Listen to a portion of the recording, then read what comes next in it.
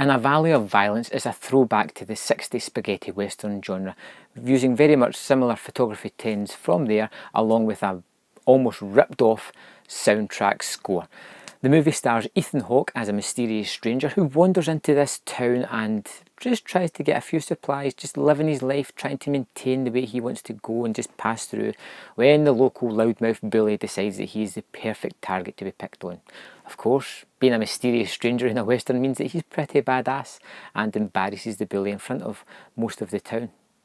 Now, the Marshal takes exemption to this, primarily because the bully is his son, but also because he's the Marshal and he doesn't want any bother in this town. John Travolta plays the Marshal and he actually seems pretty much engaged in this movie, which is a nice change of pace for Travolta. So Ethan Hawke, just want to go about his way, get to Mexico, decides to leave the town as quickly as possible and move on. But while he's camping at night, the bully and his lackeys turn up and kind of almost kill Hawke, definitely kill his dog.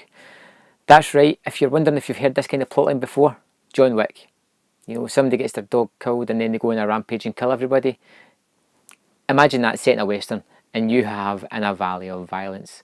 So Ethan Hawke, who has been robbed, his only companion killed, has nothing left to live for and decides to seek vengeance on the men who, for no reason other than pride, attacked him.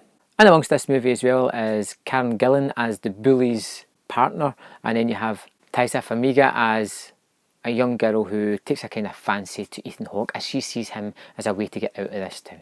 Now the movie's pretty good, it's shot very well, it has some drawn out scenes which most of Ty West's movies have. A love letter to 60s spaghetti westerns, much like House of the Devil was kind of love letter to 80s satanic horror movies. And Ty West lets some of the scenes play out a little bit longer than they should in most movies, which is definitely his aesthetic. Some of the scenes drag on a little bit, but this is definitely a more controlled, measured Ty West than we've seen before. The movie moves along fairly briskly for his kind of sensibilities. The last half hour of this movie is basically a shootout in the town where Travolta's Marshal is trying to stop the mysterious stranger from killing everybody, which is ultimately, we know, is going to happen. And when the violence hits, it is fairly bloody. Not as graphic as I expected it to be, but still interesting and fun to watch.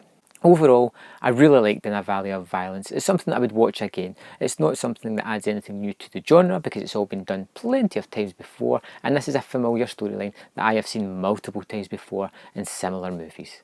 Still, Travolta seems to be pretty much engaged, which is a nice change of pace for him, and the movie is generally fun and enjoyable and moves along brisk enough. Have you seen In A Valley of Violence? Did you like it? Did you think it was one of Ty West's better movies? Let me know in the comment box below what you thought of In A Valley of Violence, and I will see you next time on Man vs Film.